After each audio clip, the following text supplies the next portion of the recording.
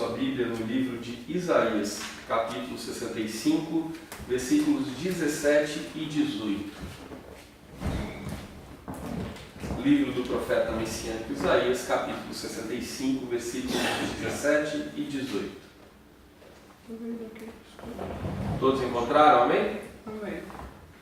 Diz assim a palavra do Senhor: Pois eis que eu crio novos céus e nova terra, e não haverá lembrança das coisas passadas, jamais haverá memória delas. Mas vós folgareis e exultareis perpetuamente no que eu crio, porque eis que crio para Jerusalém alegria e para o seu povo regozijo. Então nessa noite, irmãos, eu queria falar com vocês, repita comigo: minha morada eterna. E aí eu queria perguntar para você: quem vai morar no céu que Deus habita hoje? Levanta a mão para mim. Quem vai morar na terra? Como alguns aí acreditam. Alguém vai para o purgatório primeiro? Levanta a mão para mim. Não estou aqui para criticar ninguém, estou perguntando. Quem acredita em reencarnação? Eu acreditei um bom tempo. E quem não acha nada? Então hoje, vira para esse irmão que está do seu lado e fala para ele: que bom que você está aqui. Que bom que você está aqui, que bom que você está aqui. Porque hoje, fala para ele, porque hoje você vai aprender. Você vai aprender, você vai aprender. Onde é a sua morada eterna. Onde é a sua morada E fica ligado, Fica ligado. porque todo mundo errou. Oi? Todo mundo igual. Yes! Aleluia! Glória a Deus. Então vamos lá. Vamos entender aonde vai ser a nossa morada eterna? Então vamos falar rapidamente pelo início da tribulação. Ou seja, quando Jesus se tornar, antes de Jesus se tornar, nós teremos a grande tribulação. A tribulação é o período aonde o falso profeta e a besta do Apocalipse estarão no domínio da terra, ou seja, a besta será a maior autoridade na terra. E quando nós falamos de Apocalipse, de escatologia, o que é escatologia? Escatologia é o estudo do fim dos tempos. E quando nós falamos da escatologia, eu não quero enganar ninguém aqui, a gente tem três linhas, existem três teorias a respeito da grande tribulação. A primeira teoria é a teoria que crê que a igreja será arrebatada antes do início da grande tribulação. Ela é conhecida como teoria pré-tribulacionista. Existe uma outra teoria que acredita que a igreja será arrebatada ao fim da tribulação. É conhecida como teoria pós-tribulacionista. E existe uma que fica no meio do caminho, que acredita que a igreja será arrebatada no meio da tribulação. Essa teoria é conhecida como teoria mesotribulacionista. Então nessa noite nós vamos falar dos acontecimentos da forma que eu creio, não desfazendo, não desmerecendo das outras, mas justificando, baseado na teoria pré-tribulacionista, ou seja, a igreja arrebatada antes da grande tribulação. E para isso a gente vai tomar por base o texto de 1 Tessalonicenses capítulo 4, no seu versículo de número 16, onde Paulo escreveu: Porque o mesmo Senhor descerá do céu com alarido e com voz de arcanjo e com a trombeta de Deus, e os que morreram em Cristo ressuscitarão primeiro. Depois, os que ficamos vivos seremos arrebatados juntamente com ele nas nuvens, a encontrar o Senhor nos ares, e assim estaremos sempre com o Senhor. Então observem que aqui em 1 Tessalonicenses capítulo 4, Paulo está falando do arrebatamento da igreja, ainda não é a volta de Cristo. Cristo ainda não volta de forma visível sobre a terra. Cristo volta para pegar a sua igreja. Os mortos têm precedência, eles ressuscitam primeiro e na sequência nosso corpo é transfigurado no corpo de glória e nós vamos nos encontrar nos ares com o Senhor Jesus.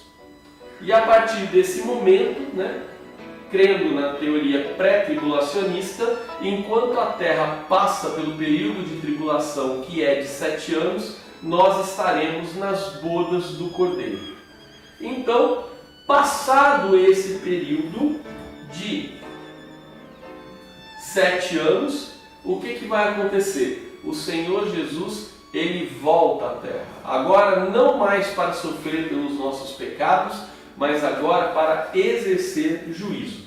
Então, se eu abrir a minha Bíblia, se você quiser acompanhar, fique à vontade, em Apocalipse, que é fácil de abrir, o último livro, no seu capítulo 20, vai dizer assim: então vi descer do céu um anjo, tinha na mão a chave do abismo e uma grande corrente. Ele segurou o dragão, a antiga serpente, que é o diabo, Satanás, e o prendeu por 1000 anos. Quantos anos? 1000 anos. Satanás é preso por 1000 anos. Lançou-o no abismo, fechou e pôs o selo sobre ele, para que não mais enganasse as nações, até que se completassem os 1000 anos. Depois disso, é necessário que ele seja solto por um tempo. Então, ao final da tribulação, o falso profeta e a besta do Apocalipse são condenados. Agora Jesus volta, e ele volta como rei, com os seus escolhidos, para reinar na terra durante 1000 anos. E durante esses 1000 anos, Satanás não vai poder fazer nada, porque ele está preso no abismo. Então, esse é o reino milenar de Cristo, do qual há controvérsias. Existe gente que não acredita nesse reino milenar de Cristo na terra, mas a palavra de Deus me parece bastante clara aqui, quando fala dessa volta do Senhor para reinar com 1000 anos. Vi também, capítulo de número 4, vi também tronos, e nestes sentaram-se aqueles aos quais foi dada a autoridade de julgar. Vi ainda almas dos decapitados por causa do testemunho de Jesus, bem como por causa da palavra de Deus, tantos quantos não adoraram a besta, nem tampouco a sua imagem, e não receberam a marca na fronte e na mão, e viveram e reinaram com Cristo durante 1000 anos. Então, aqueles agora vão existir tronos na terra, e quem vai sentar nesses tronos? Quem vai ajudar o Senhor Jesus a administrar esse reino terreno? São aqueles que foram fiéis a Cristo, são aqueles que passaram e venceram a tribulação por amor a Cristo. Então a esses está guardada a grande honra, porque essa é a promessa de Jesus: aquele que vencer regerá as nações com cetro de ferro. Então, nesse momento do retorno de Jesus, os seus escolhidos voltam com ele e vão exercer posições de autoridade no governo terreno de Jesus. Amém? Louvado e engrandecido seja o nome do Senhor. Então, aqueles que não se dobrarem, aqueles que morreram antes do período da tribulação, eles vão passar por aquilo que a gente chama de a primeira ressurreição. E aí o versículo 5 vai nos explicar: os restantes dos mortos não reviveram, até que se completassem os 1000 anos. Esta é a primeira ressurreição. Vocês estão conseguindo acompanhar a sequência dos fatos, como as coisas vão acontecer? No retorno de Jesus, agora, quando ele pisa a terra, ele volta para estabelecer justiça, ele volta para estabelecer o seu reino milenar. E durante 1000 anos ele vai governar na terra com os seus escolhidos, estes que fizeram parte da primeira ressurreição. Então, na primeira ressurreição, só vão ressurgir os salvos. Aqueles que morreram sem salvação, eles continuam mortos por mais 1000 anos. e os que estavam vivos por época do retorno de Jesus, esses também, né, estão com o corpo transfigurado. Eles também fizeram parte da primeira ressurreição. Então agora, o que a palavra de Deus nos diz lá no versículo 6? Bem-aventurado e santo é aquele que tem parte na primeira ressurreição, ou seja, nessa, quando Jesus volta. Sobre estes, a segunda morte não tem autoridade, ou seja, os santos que ressuscitarem no retorno de Jesus não perdem mais a sua salvação. Pelo contrário, serão sacerdotes de Deus e de Cristo e reinarão com eles os 1000 anos. Ou seja, aqueles que ressuscitarem a primeira ressurreição governarão junto com Jesus no seu reino milenar. Agora, o que vai acontecer? Os 1000 anos, Jesus vai reinar, ele é santo, ele é justo, serão 1000 anos de reinado com justiça. Mas aí o que vai acontecer ao final desses 1000 anos? Ao final desses 1000 anos, Satanás ele será solto. Versículo de número 7.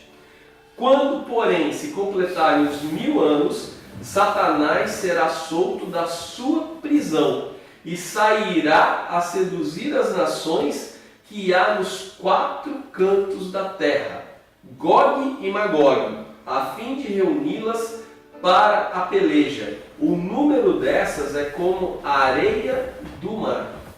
Ou seja, Satanás agora sai e vai fazer aquilo que ele é bom em fazer. Aquilo que a gente acredita que ele fez lá no céu, quando ele levou com ele 1/3 dos anjos do céu. Ou seja, ele vai seduzir as nações. Ou seja, depois de 1000 anos com Jesus governando em justiça, os homens ainda serão ambiciosos e gananciosos. Provavelmente, o que Satanás vai oferecer para os líderes das nações? Poder. E aí ele seduz essas nações. E agora essas nações que a Bíblia fala não vai ser pouca gente, como não foi, ele arrancou uma boa parte do céu. Agora uma multidão como a areia do mar vai cercar o arraial santo, vai cercar a cidade onde Jesus está governando. A sede do governo de Jesus vai ser cercada por uma multidão de exércitos. E aí o que vai acontecer? Acompanhe comigo, versículo 9. Marcharam então pela superfície da terra e sitiaram o acampamento dos santos e a cidade querida. Qual é a cidade querida? Jerusalém. Então Jerusalém vai ser cercada por todos os lados. Porém, no momento que Jerusalém estiver cercada por essa multidão, olha só o que acontece. Desceu, porém, fogo do céu e os consumiu. Não vai ter guerra. Satanás não tem poder para pelejar contra Deus. No momento que a cidade santa for cercada, descerá fogo do céu e toda essa multidão vai ser aniquilada. Então aí o diabo, o sedutor deles, foi lançado para dentro do lago de fogo e enxofre, onde já se encontravam não só a besta, como também o falso profeta. E serão atormentados de dia e de noite pelos séculos dos séculos. Então, quando acabou a tribulação, a besta já tinha sido jogada lá, o falso profeta já tinha sido jogado lá, e agora vai o pai deles, vai Satanás também. Então agora os 3 são jogados no lago de fogo. E o que é interessante a respeito desse lago de fogo e enxofre, é que eu fui estudar a palavra original, e a palavra original ela dá uma ideia de proximidade de litoral, ou seja, o que fica na proximidade de litoral? Não é lago, é o mar, né? Então, na verdade, esse lago é um lago enorme, vai caber muita gente lá dentro, né? Então está aqui a palavra de Deus falando que a condenação eterna existe e o fim de Satanás é esse aqui.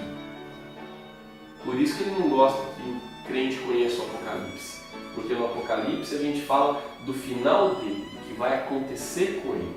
Então nesse momento, ao final dos 1000 anos, ele tem a sua última rebelião e agora ele é jogado no lago de fogo e enxofre.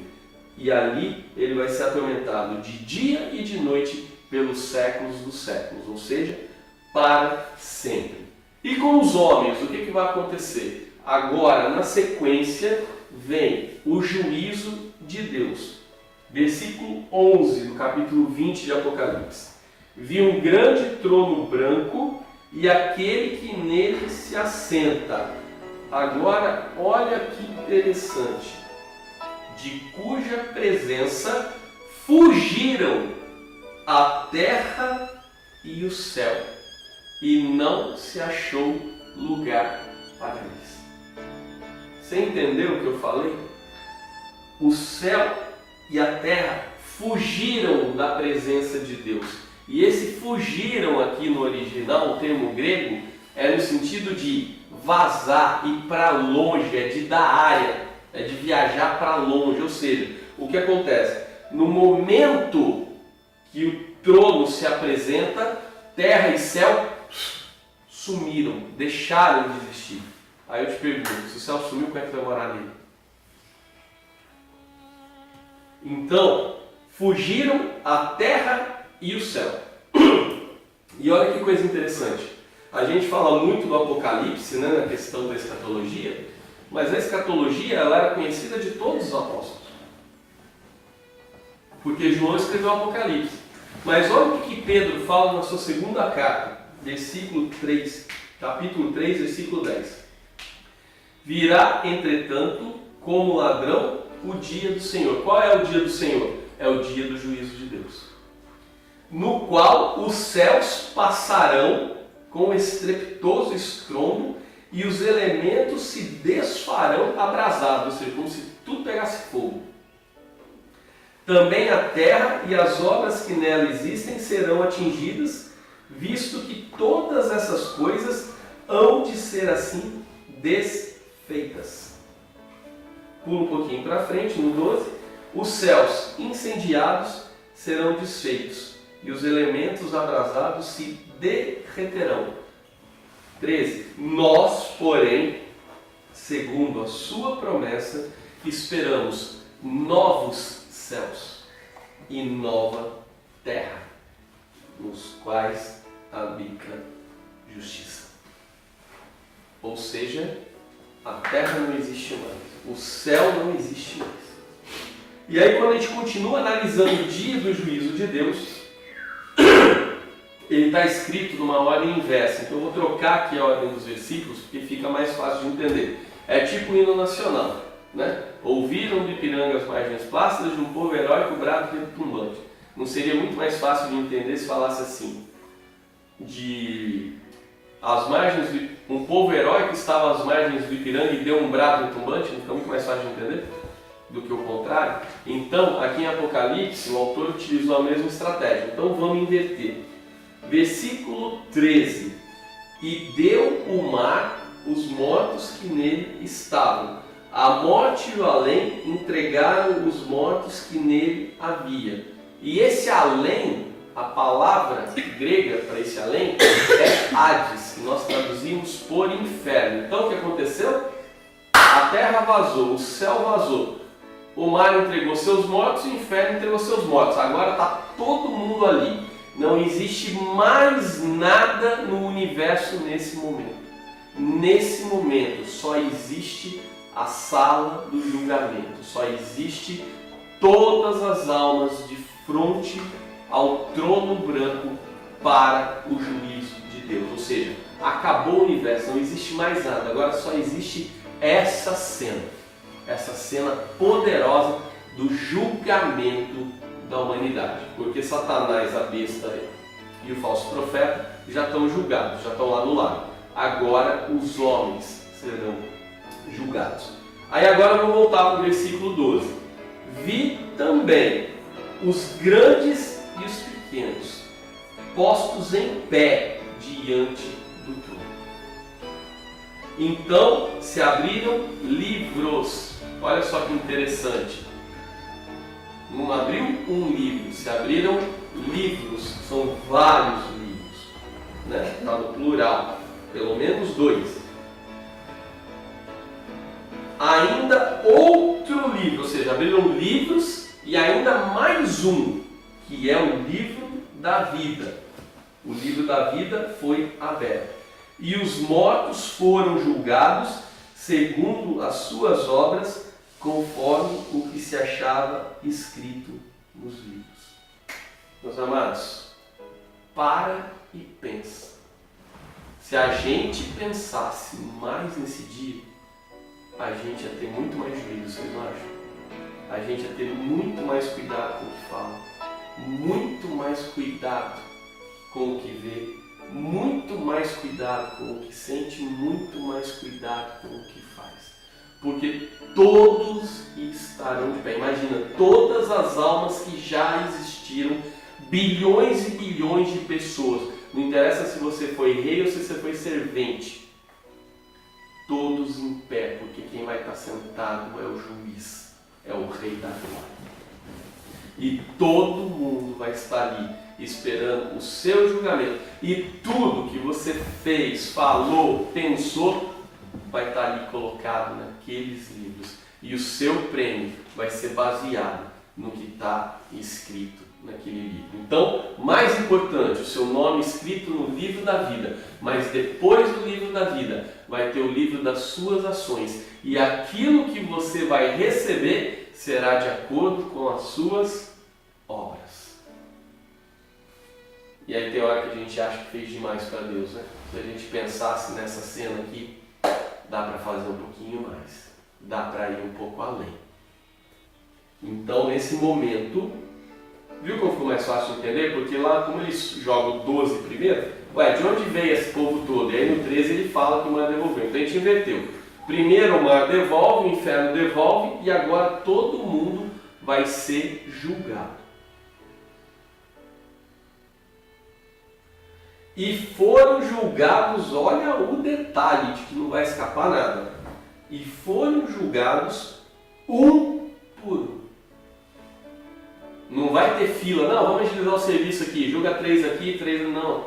Um por um. Até porque Deus não vai estar com pressa nenhuma, né? No universo não vai ter mais nada para fazer, só um julgamento. Então, um por um vai passar diante de Deus. Você já parou para pensar nessa cena? Como é que vai ser ele sentado ali na sua frente no trono branco, com o livro aberto, e na sua vez só você está sendo julgado?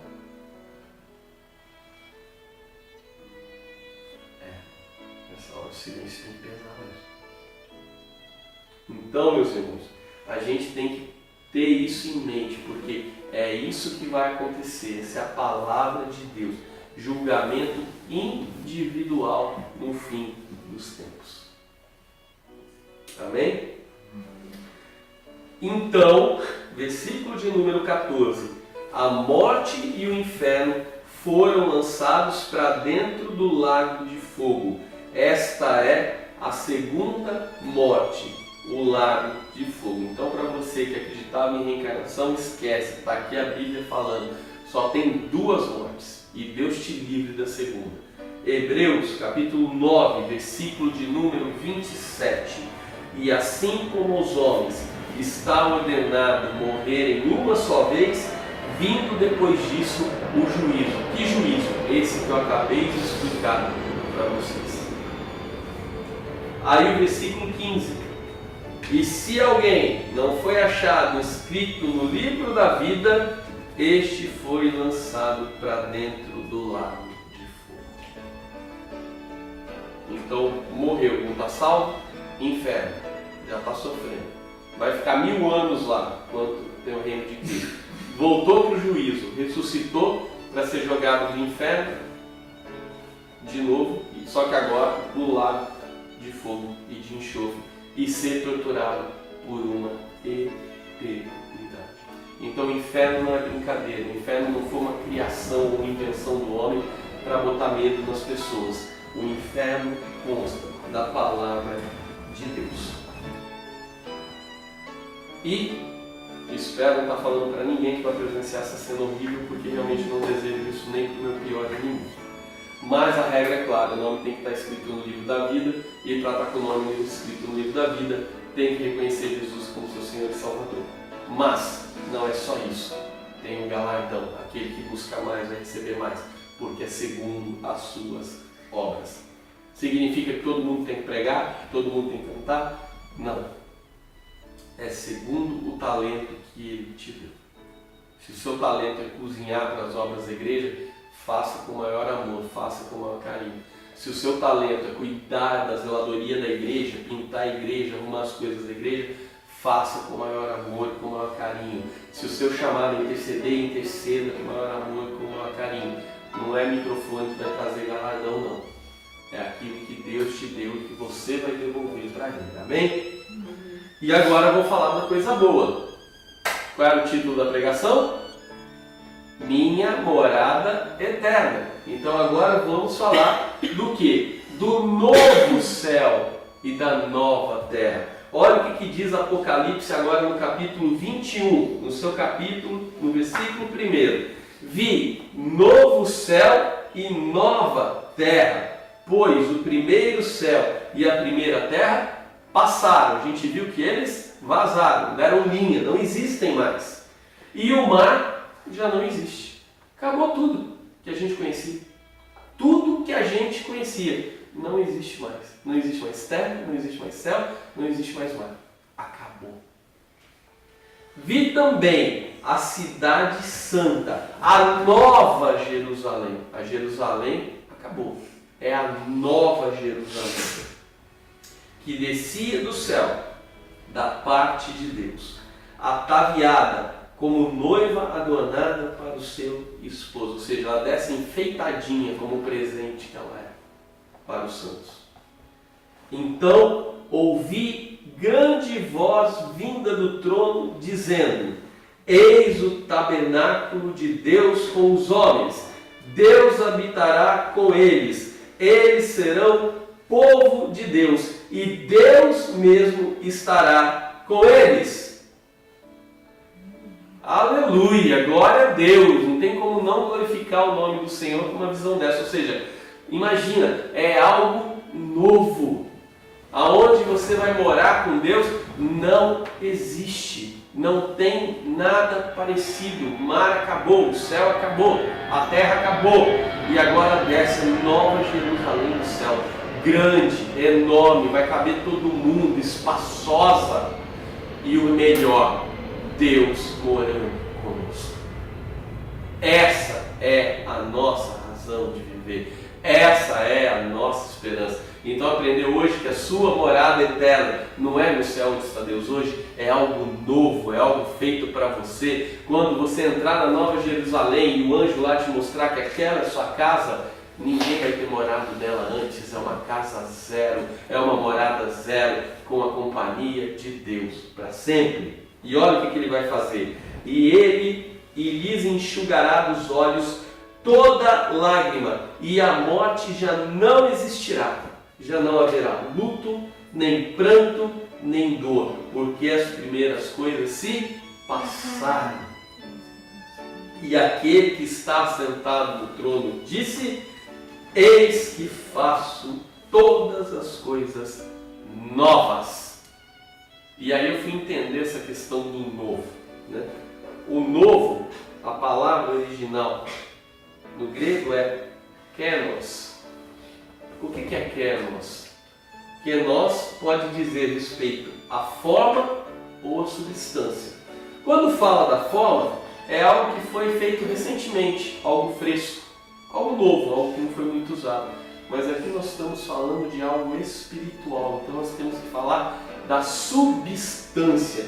E quando fala de substância, kenos significa de um novo tipo, sem precedente. Ou seja, aonde nós vamos morar, nunca houve nada parecido antes. É novo, é novo, é novo para nós. Essa é a nossa morada eterna. Um lugar novo, um lugar que ninguém viu, um lugar que está planejado para nós, para aqueles que vencerem, para aqueles que persistirem em fazer a obra do Senhor Jesus Cristo, aqueles que verdadeiramente venceram o mundo.